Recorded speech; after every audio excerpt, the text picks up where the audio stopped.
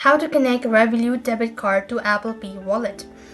In this video, I'll show you step-by-step procedure to connect your Revolut debit card to Apple Wallet. Now here's what you'll need to do is, first of all, navigate to the Revolut app on your iPhone. Then you want to tap on the card section or in card icon, usually located in the top right corner of the app's home screen. Then what next you want to do is you simply want to go ahead and select the specific debit card that you want to add it to your Apple Wallet. And as you do it so, then open the Apple Wallet app on your iPhone.